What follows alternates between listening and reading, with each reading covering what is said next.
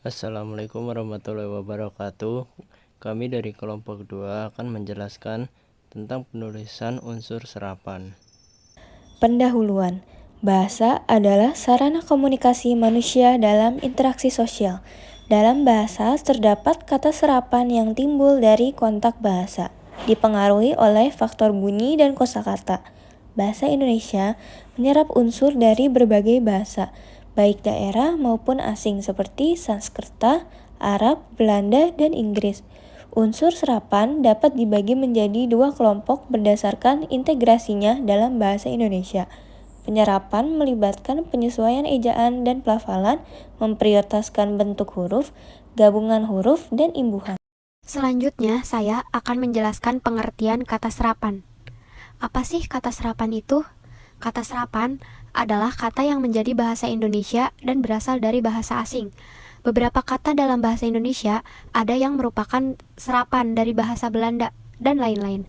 Kata serapan menurut Hockett pada tahun 1965 adalah perubahan dan perkembangan di dalam salah satu bahasa.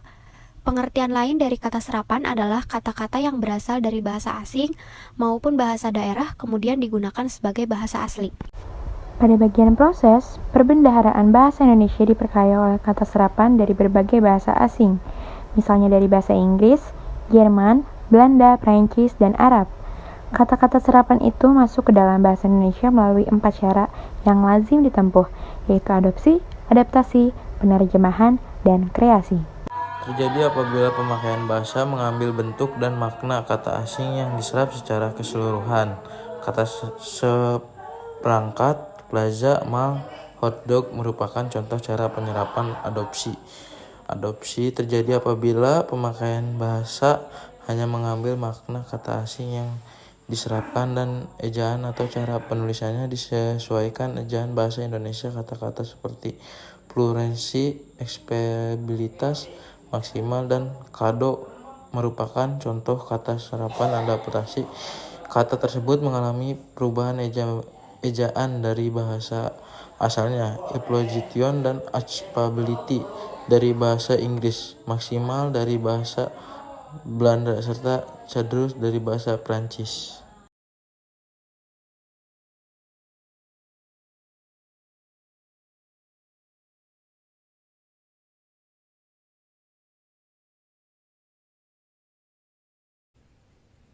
Oke teman-teman, masih ada proses. Di sini ada penerjemahan.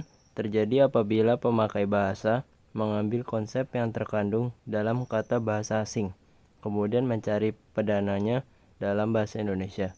Kata-kata seperti tumpang tindih, percepatan, proyek rintis, dan uji coba adalah kata-kata yang lahir karena proses penerjemahan dari bahasa Inggris overlap, acceleration, pilot project, and tryout. Terus ada kreasi. Cara kreasi terjadi apabila pemakai bahasa hanya mengambil konsep dasar yang ada dalam bahasa sumbernya, kemudian mencari padanannya dalam bahasa Indonesia. Meskipun sekilas mirip penerjemahan, cara terakhir ini memiliki perbedaan.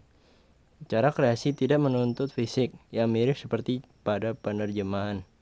Kata yang dalam bahasa aslinya ditulis 2 atau 3 kata dalam bahasa Indonesianya boleh hanya 1 kata saja atau sebaliknya. Selanjutnya ada bentuk-bentuk serapan dari bahasa asing, yaitu ada dari bahasa Belanda, bahasa Sanskerta, bahasa Latin, dan bahasa Arab. Contoh serapan dari bahasa Belanda itu hanya mengubah huruf atau katanya saja, tetapi pengucapannya itu masih sama.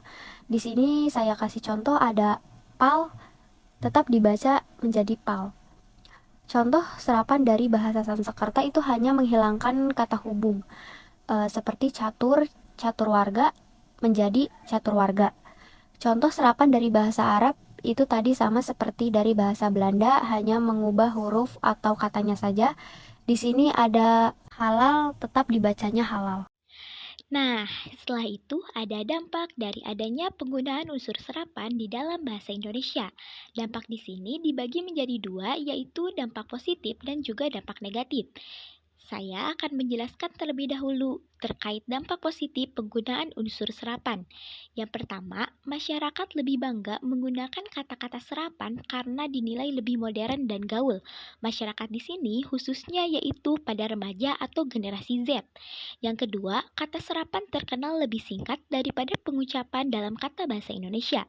Dan yang ketiga, kata serapan dapat menyampaikan suatu ide atau konsep dengan lebih jelas dan efektif daripada menciptakan kata-kata baru dalam bahasa tersebut.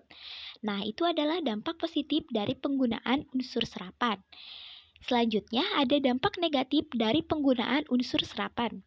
Yang pertama, menjadikan bahasa Indonesia sebagai bahasa yang rendah di mata masyarakat karena sebagian masyarakat menganggap bahwa penerapan unsur serapan ini menyebabkan bahasa Indonesia dinilai tidak kreatif dan tidak bisa menciptakan kata-kata baru, sehingga bahasa Indonesia ini dianggap lebih rendah di mata masyarakat. Yang kedua, kecintaan masyarakat terhadap bahasa Indonesia berkurang. Dan yang ketiga, terlalu banyak penggunaan kata serapan, terutama jika terjadi penyerapan kata tanpa pertimbangan, dapat menyebabkan keterasingan atau kehilangan identitas. Jadi kesimpulannya, kata serapan adalah kata yang berasal dari bahasa asing yang sudah diintegrasikan ke dalam suatu bahasa dan diterima pemakaiannya secara umum. Proses penyerapan kata dibagi menjadi 4, yaitu proses adopsi, adaptasi, penerjemahan, dan kreasi. Bentuk-bentuk serapan ada yang berasal dari bahasa Belanda, Inggris, Sanskerta, atau Arab. Lalu penggunaan kata-kata serapan dalam bahasa Indonesia dapat menimbulkan dampak positif maupun negatif. Nah, dampak positifnya adalah masyarakat lebih bangga menggunakan kata-kata serapan karena dinilai lebih modern. Sedangkan dampak negatifnya adalah kecintaan masyarakat terhadap bahasa Indonesia, bahkan bangsa Indonesia berkurang, karena lebih mengutamakan bahasa gaul daripada bahasa Indonesia sebagai bahasa resmi negara. Sekian presentasi dari kelompok 2, kurang lebihnya mohon maaf. Assalamualaikum warahmatullahi wabarakatuh.